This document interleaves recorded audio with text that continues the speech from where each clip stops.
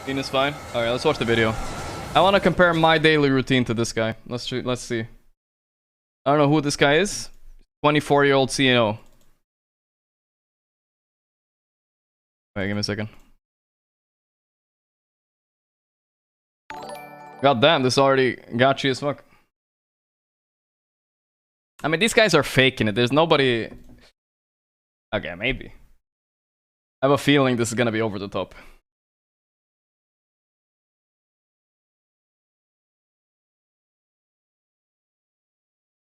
Crap. Alright, I'm already not believing him.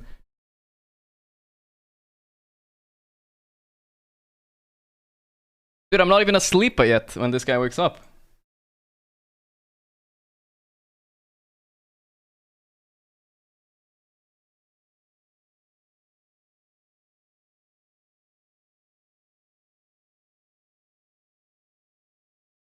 Alright, we get it. Move on.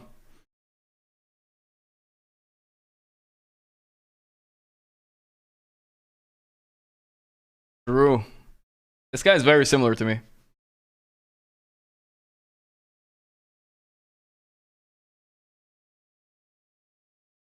Damn.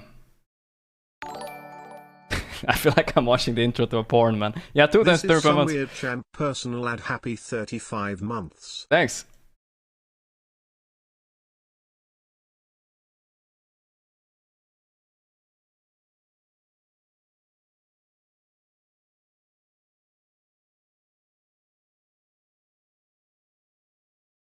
Me too. True. See? Juice. Burgers, right? Burgers, good.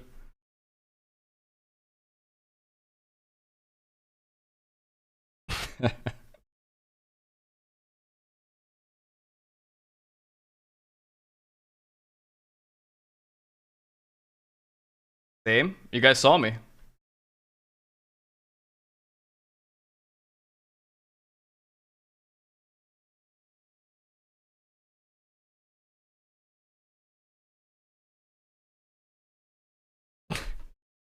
No shot. There's plenty of excuses, I tell you what. 1, it sucks and it's boring. 2, I have to get out of the house. This is the top of my head.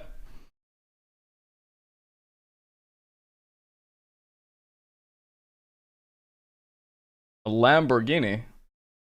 Dude, when does this guy work? Like, so he eats, he answers an email, and then he does his 4th workout of the day because there's no excuse, and then he gets in his Lambo and he drives?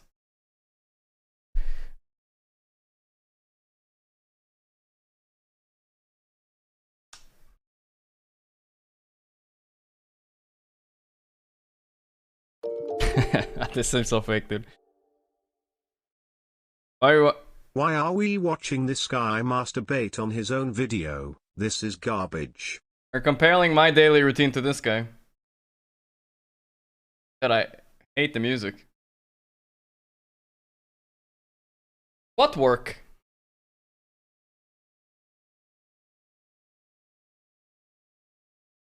Cocktail, yeah. I know what he's really talking about. Okay, I mean, that seemed fake as fuck. Isn't there like a celebrity one? Dwayne Johnson daily routine.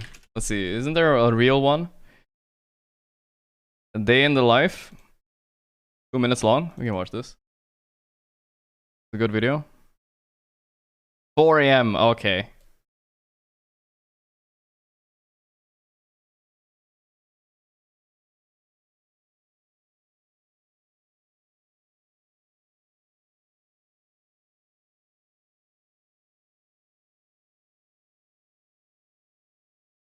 Five?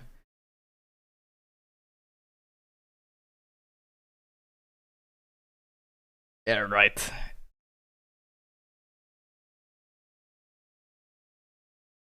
How about 12 hours? Why not?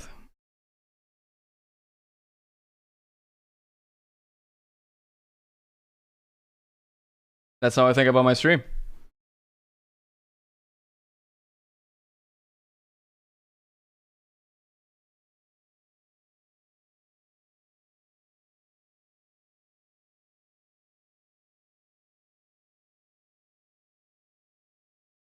Wait, isn't he like 50?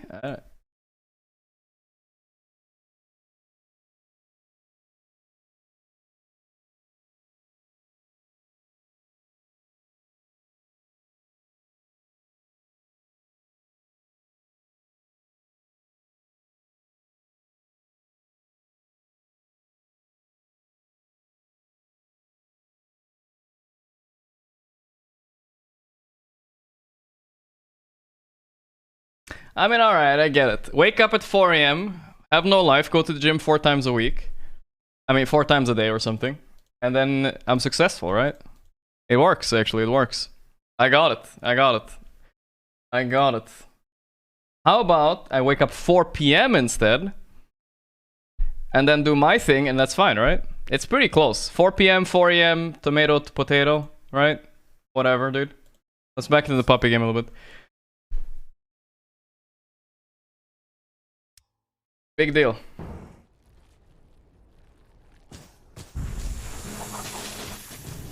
There we go. We're doing good, chat. Don't worry. Don't worry. We're doing great. Do a day in Gorgc life? We did before the stream. That's why we watched this video.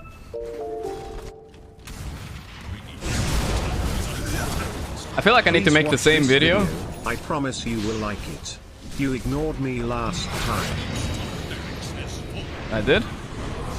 I might ignore you again because I'm not gonna watch more videos right now, bro.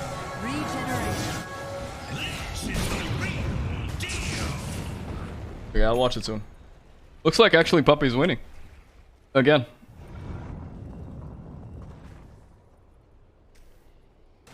Watching videos like those makes me feel insecure.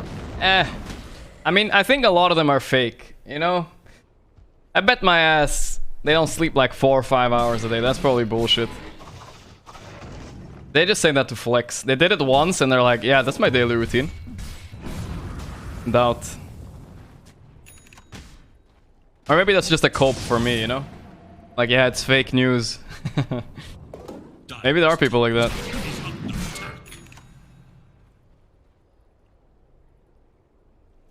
We were watching Puppy or Kuman? Watch. See how we go. I woke up for 5 years at 4:30 and I'm still a pleb. Why the hell are you not Dwayne The Rock Johnson right now? What the fuck? Kinda weird, man.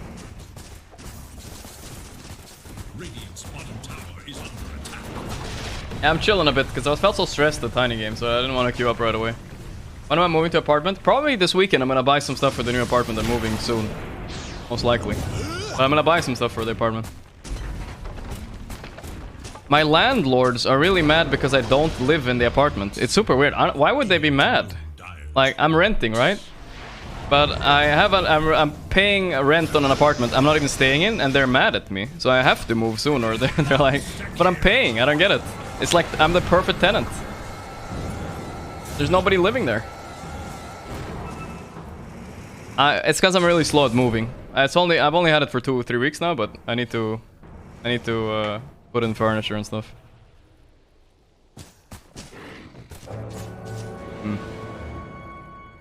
Man, this game is really dragging on, huh? Hello, chat. My first ever message. I'm a 31 boomer, so bear with me. Teach me your ways. Money to burn. Damn, that was actually his first. No, wait, he was lying. He was lying. Look at this guy. He says, hello, chat. My first ever message. I'm a 31 boomer, so bear with me. Teach me your ways. In 2020, he said, such an annoying voice. And then he came back 1.5 years. This is not your first. This is your first message. Your first message was toxic. I'm fucking lying about your message, bro. Exposed. It's only 20 seconds, I promise. Fuck, man. Bro, it's not. Alright, I'll watch it. I'll watch it. Ban him? No, I'm not gonna ban. I would like banning liars. I do like banning liars. I'm thinking about it. I'm thinking about it.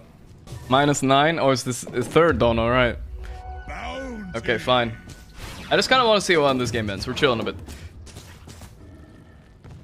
Do I have an annoying voice chat? I feel like sometimes I can come across as a little bit annoying. A little bit. I mean, how are you not annoying? You're sitting in Dota and you're like, man, a bat rider. You know, you have to spend 40 minutes losing to a bat rider. You're gonna sound annoying as fuck. I get it, you know. I heckin' hate bat rider. The video you just watched, the guy rented that filming area, it's a hotel and also the Lamborghini. Everything is fake. Damn. Who has the most annoying voice, you think, guys, on Twitch? Which streamer do you guys have an annoying voice? Actually, that's kind of toxic of me to say that, I guess. I was just curious. I don't know who to compare myself to. Me? Oh, damn. That sucks. Playing 10 Dota games till 2 p.m. Kek. Fuck you early risers. You guys are saying if yourself? You ask me, Gorgc time has nothing to do with routine. Wake up when you want. Do what you love, be a gigakid. True. That's a gigakid way then. A lot of XQC frogs. Bulldog. VTubers. Are we getting an apartment tour? Yeah, we'll get it, we'll get it. I just don't have any furniture in it now, so it's kind of a sad apartment tour. I'm not gonna put you guys through that.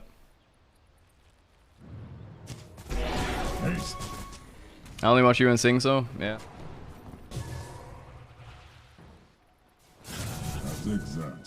I have to decorate it, I have to buy a bed. I'm gonna go to IKEA and buy everything. That reminds me, we can watch the video. It was about IKEA. Alright, we'll see. We'll watch it now. We'll watch it now. Nothing's happening. You consider yourself a child of God. 17-second video. Nothing about IKEA. Wait, what? And now something happens? Alright, give me a second. God damn! Crewman through, maybe. Ben is still doing it after all these nerfs. Okay, back to the video, I think. Let's just see him slam a few more boys. Wow, the Sven didn't buy... Wait, he did buy Bloodthorn, like me, but he also bought the Silver Edge. That Silver Edge is really important. SNY is honestly such a trash item now, compared to what it used to be. It got nerfed so many times. It's not like the auto, every carry goes SNY. It got nerfed like 5 times or some shit. Crazy. Alright, now we can watch the video, I think. Okay, let's see. Zlatan about IKEA. I'm gonna go to IKEA actually this weekend, guys. I have to buy bed and everything. Bed for bed, yeah. I'm kinda doing weird. I just want to see, yeah, I knew it. I knew it. Ven dead. Never mind, didn't throw. Okay. Let's see. Throne push. Puppy, what are you gonna tell your team? No Lina now. Oh, she's a huge Lina. Net worth. Show me. I'm curious how this ends now. I like how we saw his little hand coming over there to buy back. Holding. Okay, this game is back to being a stalemate, I think. Okay, now I can watch the video. Fine. You donated $9 for this video. It better be worth it, sir. Alright?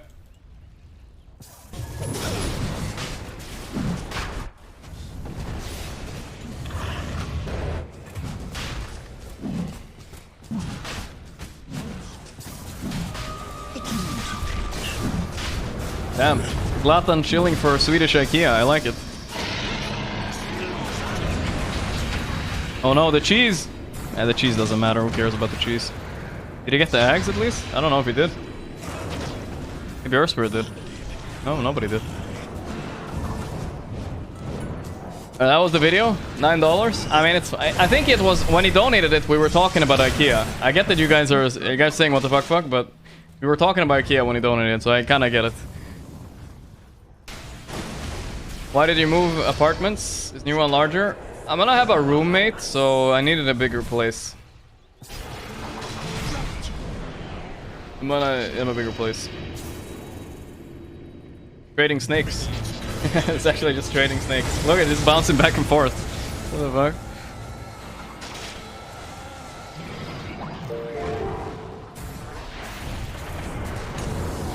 Cool man is doing it. Do you know what SEC Puppy stands for? Securities and Exchange Commission. Puppy. Where's your 10% commission tax, sir? Oh wait, no, it was a joke. No, that's cheers, DKF. Oh wait, no, it was a joke. Okay, I got the end there. Puppy was coming for you. Oh, they lost. Puppy lost. SCC. SCC, yeah. That's a good one. Sorry, don't tell Puppy I said that.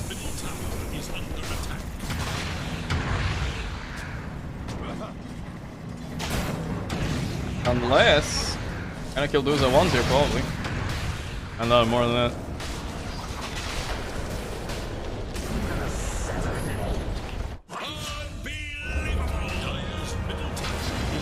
Okay.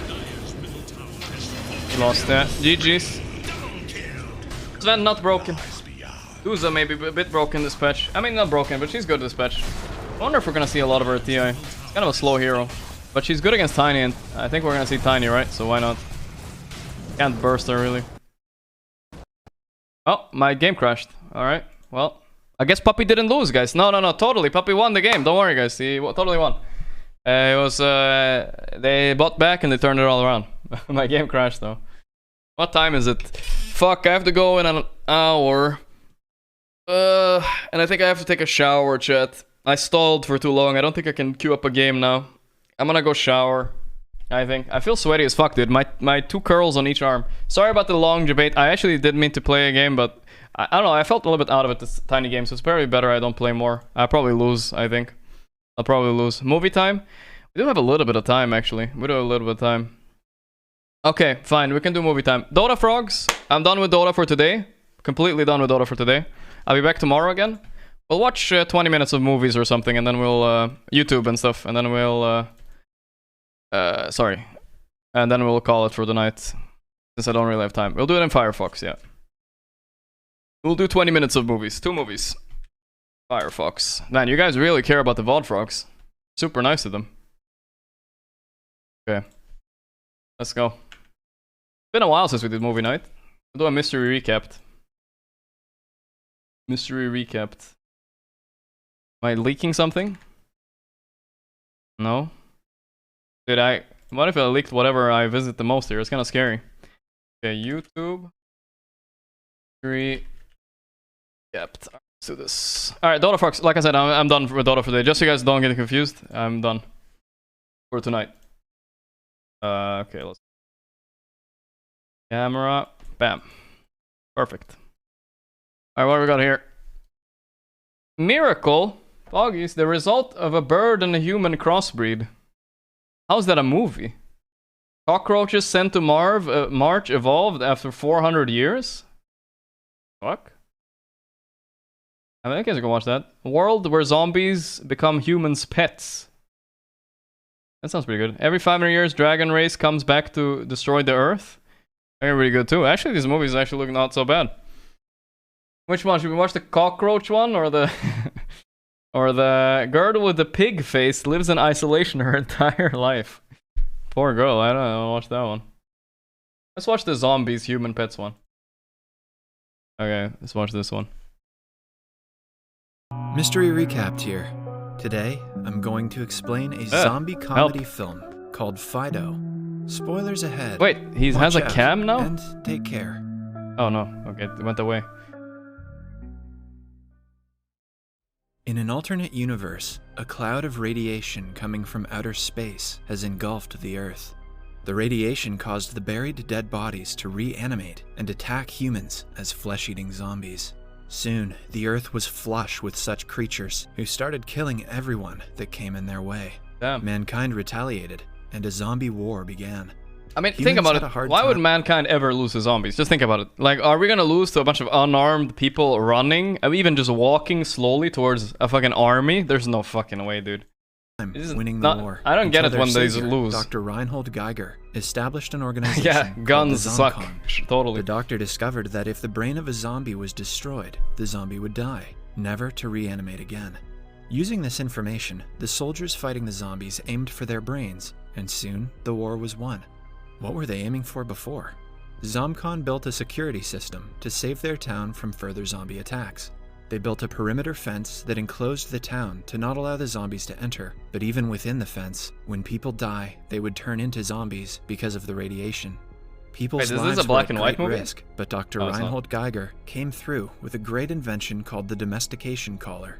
With this collar, the zombies' flesh cravings would die down, making them docile. A red light from the collar suggests that the zombies' desire for the flesh has been contained. People were suggested to call ZomCon or push the nearest safety button if the light from the collar goes out. When the zombies became docile, people started using them as maids and butlers to help them with household work. Yo, that's just Those who did not wish to slavery live with like extra zombies steps. and could afford a funeral were buried deep inside the ground after their heads were cut off from their bodies, also known as the reanimation-free burial. In the town of Willard, children in school are taught about ZomCon and the history of zombies. In one such class, the head of security at ZomCon, Jonathan Bottoms, visits the students. Mr. Bottoms' daughter, Cindy, is also a student in the class. Mr. Bottoms boasts about him making the town's safety against the zombies tighter, making the students clap in appreciation. But a kid named Timmy Robinson doesn't seem impressed. He asks Mr. Bottoms what would happen if the zombies who were buried come out someday. He thinks that they might have been crawling their way up, little by little. Mr. Bottoms is left speechless, and the teacher soon ends the class. The kids are also taught to use a rifle in Willard to prepare them for any kind of zombie attack. 2 of Timmy's friends bully him and are sent for detention.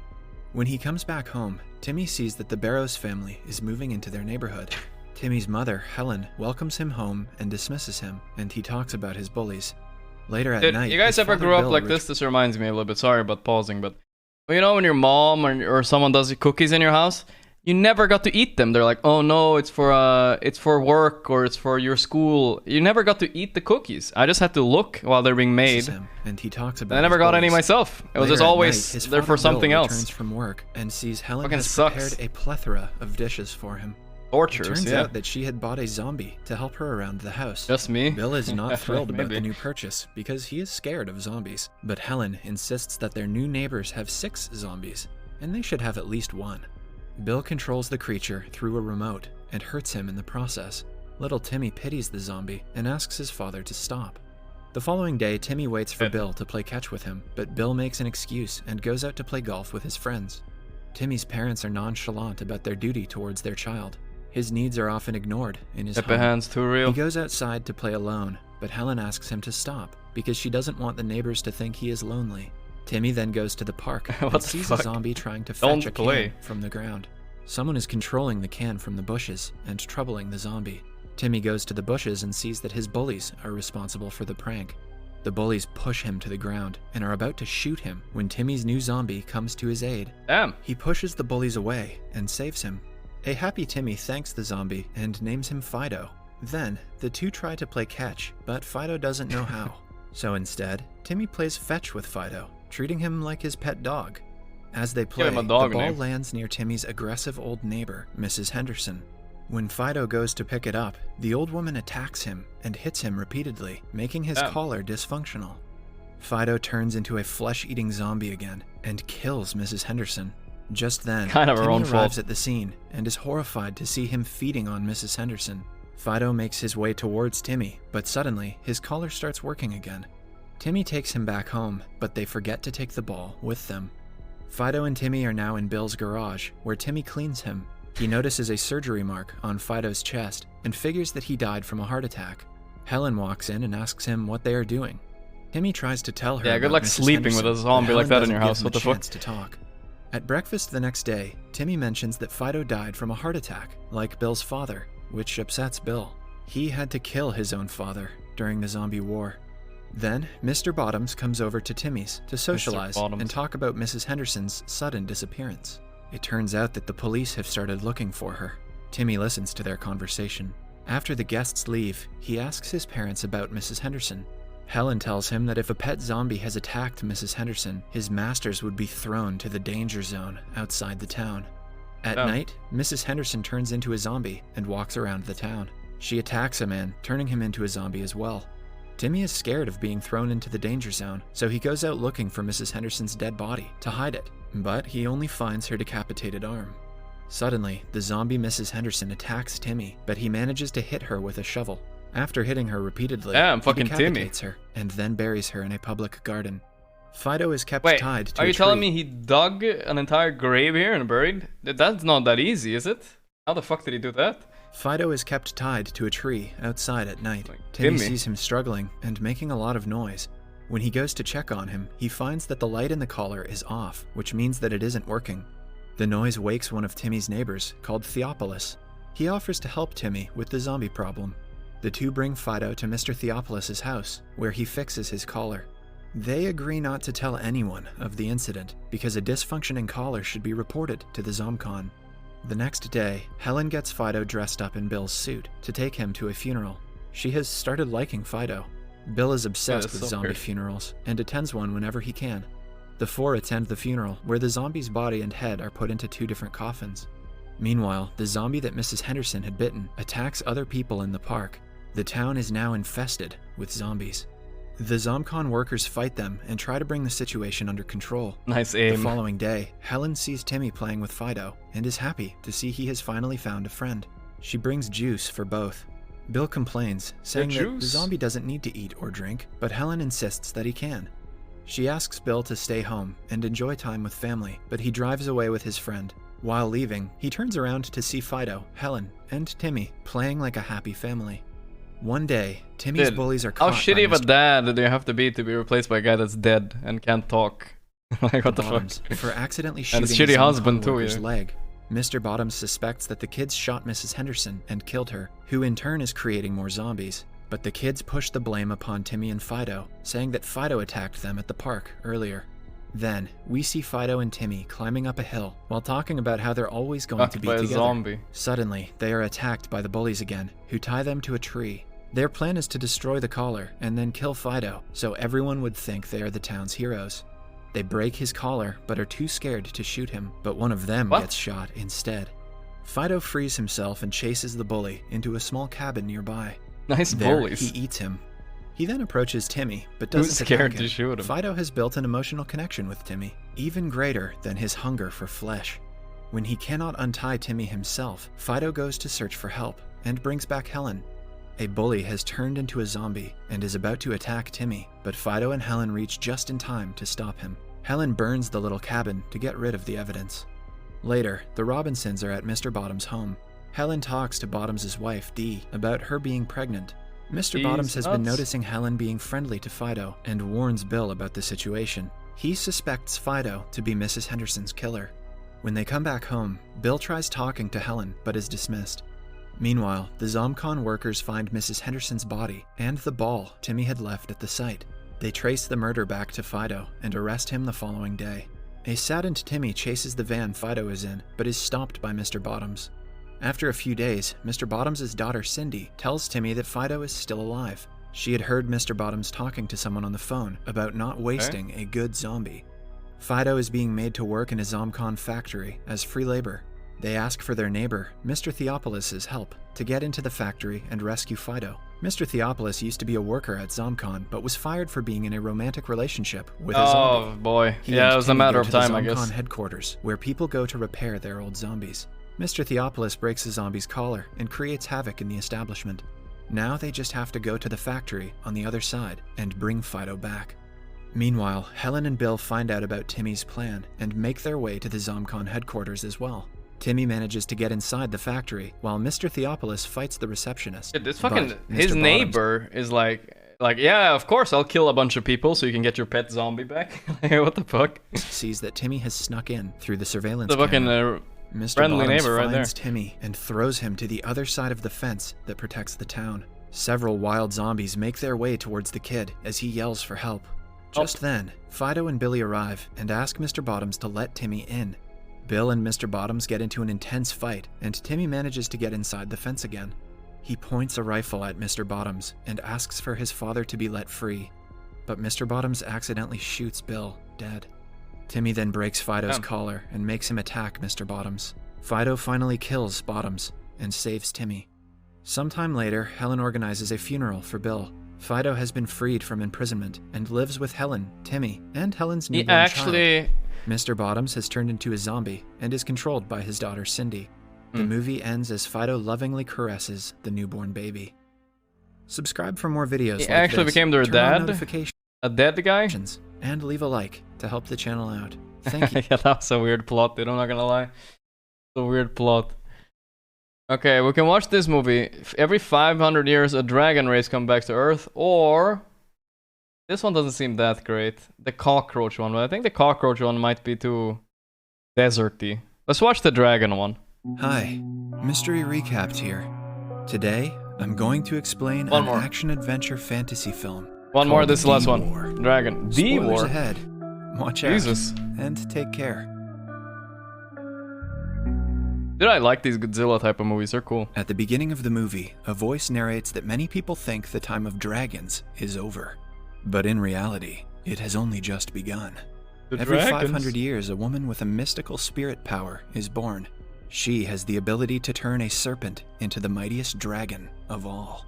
The nature of the serpent will define the fate of the world, as a good serpent will use its power to protect the universe, but an evil one will use it to destroy the world. The voice concludes by saying that now is the time for the spirit to be awakened. The scene cuts to an accident site in Los Angeles. A massive dent has been formed on the Holy ground, shit. and the cause is unknown. A man being escorted out yells that a beast has risen. Several police officers investigate the place, trying to collect evidence. A reporter named Ethan Kendrick arrives at the site and shoots a video of a scale-like pattern on the ground. Ethan is now back in his office, but cannot stop looking at the scale. It reminds him of a story his mentor, Jack, told him 15 years ago when he was just a kid. Ethan's father once took Ethan to an antique shop that belonged to a man named Jack. There, he had seen the same scale and a strange light coming from inside a box. Smoke from inside the box washes over Ethan, and Jack realizes what is happening. He fakes a heart attack and sends Ethan's father away to get medicine, so he can talk to Ethan alone. Jack then tells Ethan about the legend of Imugi. Imugi, which translates to dragon in English, are mystical creatures who lived in heaven with their followers. Every 500 years, one Imugi is rewarded for their good deeds, with a chance to It's such a weeb thing to do, you know, like, no, it's not Attack on Titan, it's actually Shogokugeki no Kokuyuren, or something like that. Just say dragon, a dude. dragon more powerful than all others. Just say it, dude. But for that, the Imugi will have to receive the gift of Yu Yi Ju from the heavens. 500 years ago, a similar opportunity was provided to the serpents, but among them was an evil Imugi named Baraki who wanted to possess Yu Yi Ju for himself so he could spread his evil to the world. Heaven didn't want to give Baraki such powers, so they sent Yu Yi Ju to the earth. Back in 1057, Yu Yi Ju landed in a small village in Korea. Heaven then sent its best warriors, Bokum and his student Haram, to protect the Yu Yi Ju from Baraki. However, the evil Baraki wouldn't back down until he got Yu Yi Ju. A girl named Naren was born with a tattoo on her shoulder, which meant that she was chosen to withhold Yu Yi Ju.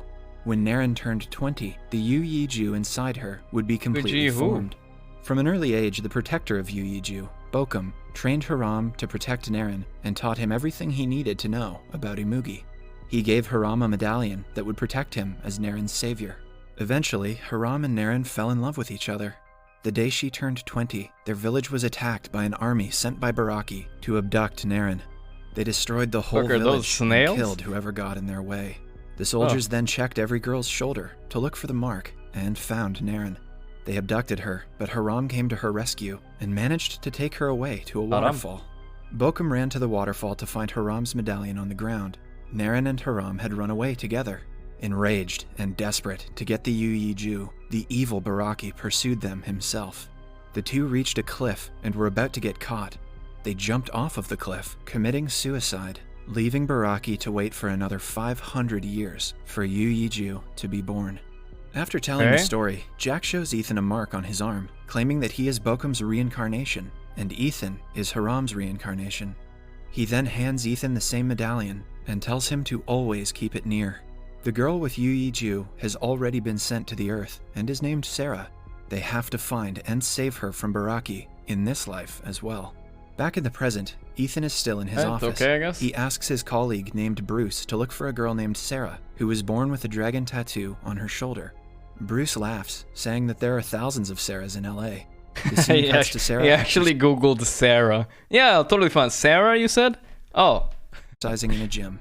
She Wait, and her there are friend thousands watch of the them. news and see Ethan reporting about the scale that was found that morning. The news unsettles Sarah, so she quickly rushes out of the gym. Meanwhile, Agent Frank Pinsky, who is investigating the finding of the scale, goes to meet a scientist studying it. They have found out that the scale is harder than diamond and seems to be of an ancient reptile. No one has ever seen such a substance before, so they do not have much idea about its origin. Sarah has an unsettling feeling and feels like her life is in danger. Her friend Brandy assumes the news from earlier just got into Sarah's head and invites her to go out. At night, 3 thugs harass Sarah on the streets. Jack arrives there and knocks the thugs out in mere seconds before leaving. Jack. Somewhere else in a zoo, a zookeeper comes across the evil Imugi Baraki throwing an elephant in the air. A strange man in black clothing watches from afar. The scared zookeeper is left speechless. Sarah is now at the police station, explaining how the thugs were knocked out. A reporter clicks her picture to cover the story. The reporter happens to be one of Ethan's colleagues. Ethan gets a look at the picture of Sarah and sees the tattoo on her shoulder. He has finally found the girl who bears the Yu Ju. At night, Sarah dreams of someone trying to kill her. That's kind of lucky. When she wakes up, she is troubled by a pain in her chest. So she calls 911, and paramedics escort her to a hospital. Her friend Brandy and her boyfriend go to Sarah's home to pack her clothes and bring them to the hospital, but they come across the giant serpent, Baraki. He kills Brandy in one go and continues searching for Sarah. The man from earlier, who happens to be the general of Baraki's soldiers, is there too. The following day, Ethan and Bruce go to Sarah's house, which is being investigated for Brandy's murder. They find out about her being in a hospital and go to meet her. Ethan finally meets Sarah and tells her he is there to help, but as they talk, Baraki circles the hospital, looking for Sarah. Ethan and Bruce manage to drive her away from the hospital, but are stopped by the general. However, a car driven by Jack saves them. The FBI is investigating Baraki's attack at the hospital and finds out that the serpent is looking for Sarah. Agent Frank is ordered by his boss to kill the girl once he finds her, because it is the only way to stop. Nice general, dude. He totally picked the best general out there. This is the general he picked, this fucking guy. A car driven by Jack saves. Agent Frank is ordered by his boss to kill the girl once he finds her, because it is the only way to stop Baraki. Meanwhile, the general summons the army of Baraki, called the Aatrox Army. It consists of historic creatures like flying dragons and dollars. Jack drops Ethan and Sarah off at a beach, and from there they go to Ethan's psychologist friend's house. The doctor hypnotizes Sarah and asks her about her past life. Sarah remembers her life as Naren and how she loved Haram. Suddenly, a blue light shines from within her, and she starts to float in midair. Ethan calms her down, but Baraki finds them there as well. They get into a car and drive away, while the massive serpent follows them. The two manage to get away from it and call Bruce. They meet him at a restaurant where Bruce prepares a helicopter for them they can fly. Okay, wait, hold up. So there's this absolutely giant snake that nobody's noticed so far, and they just meet up at the restaurant and just sit down and start eating and fucking shit. Nobody's heard of this fucking entire thing roaming. Like, look at this thing, dude.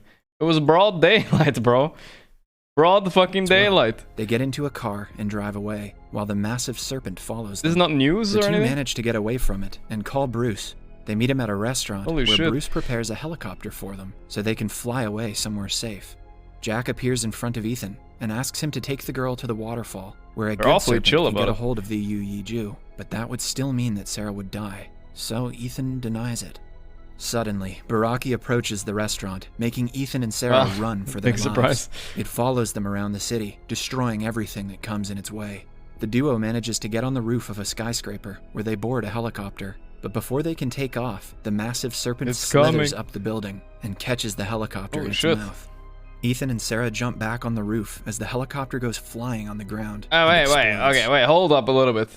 They casually jump back on the roof? That was pretty fucking high. The massive serpent slithers up the building and catches the helicopter. That looks like a fucking 10-meter fall. They just jumped off? Ethan and Sarah jump back on the roof as the helicopter goes flying on the ground and explodes. It was falling for a while there. The officials have concluded the situation as an emergency. I guess, and sent several army choppers to fight Baraki. As the choppers fire at here we go, America's here. Ethan and Sarah run away. The army choppers somehow get the beast off the building, but are then attacked by the Aatrox army. Oh shit. A fleet of dragons attacks the soldiers and soon overpowers them. Massive army tanks fight the crowd of dawdlers, but are no match for the creatures. Agent Frank and his associate Campbell finally find Sarah and Ethan and take them to a safe building. However, when they reach there, Frank points his gun at Sarah. He has been ordered to kill her to stop the chaos. Campbell shoots Frank dead before he can kill Sarah. He believes that only Sarah can stop the Baraki from coming back every 500 years. Okay. The duo then gets in a car and drives away from the city in hopes of escaping, but the Aatrox army finds them. They are eventually abducted and brought to Baraki's building. Ethan is shit. tied to a pole while Sarah is laid for Baraki to consume the Yu Jew inside of her. They are surrounded by the Aatrox army and have no way to escape now. The general summons Baraki, who approaches Sarah to get the Yu Jew, but suddenly, a light flashes upon Ethan's medallion. The medallion's power is increased, which lets out a strong force, killing the whole Aatrox army and burning Well, that's them to convenient. dust. Okay. But the general and Baraki are left unharmed. The general strikes at Ethan, and an electric force coming out of the medallion kills him too. Now, an angered Baraki... I like how Ethan he's just chilling there. He has his fucking medallion. You're like, so what? Yeah, I killed it. You don't have to do shit, man. attacks the two, but is restrained by a good Imugi sent from heaven. The two serpents get into an intense battle, slithering around Like an one OP, another. dude.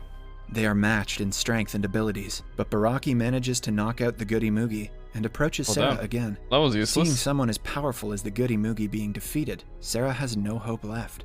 She finally accepts her fate and approaches Baraki. A bright light shines from her tattoo and creates a magical floating sphere. The sphere is the Yu Jew. Before Baraki can consume the sphere, Sarah, who can control it, throws it towards the good Imugi. The good Imugi consumes it and turns into the mighty dragon that Baraki wished to be. Sarah falls unconscious to the ground. After transforming into the dragon, the good Imugi is 1,000 times more powerful than Baraki. Damn. It strikes at Baraki and throws it to the ground easily. The dragon then tries to go back to Hydra heaven, Wars. but Baraki latches onto its tail. The dragon attacks it with fire and finally kills the beast. It then approaches Ethan, holding Sarah, and throws out Yu Jew from its mouth. Sarah's body turns into a magical smoke and forms the shape of her eternal self. She tells Ethan that they will meet again someday and gets sucked into Yu Jew. The mighty dragon consumes the Yu Jew and flies away to heaven. Subscribe for more videos like this. See you Turn on someday, notifications I guess. and leave a like to help the channel out. Alright. Alright, those weren't too bad movies, I guess. I mean, they weren't that boring, at least. They weren't the best movies. The plot was so weird. Why does it always end so weirdly? It always ends so weirdly, dude. I swear. But, Colorless World with the Colored are banned from public. What the fuck? I'm done for tonight, guys. I hope you guys had fun. Today we had a 3 and 3 day, I think, or something like that. Not too bad. Tomorrow, new day. I gotta go now, though. I'm gonna go shower, do something, then sleep. Thanks, guys. You guys are amazing. Thanks for sticking around. Love you, boys, as usual. See you guys tomorrow again. Bye-bye, guys. Sorry if I missed any subs and stuff. I might have. MLN, ATG, Arnold, Gachibus. Thanks for the subs, guys. All right. See you guys tomorrow. Bye-bye, guys. Good night, boys.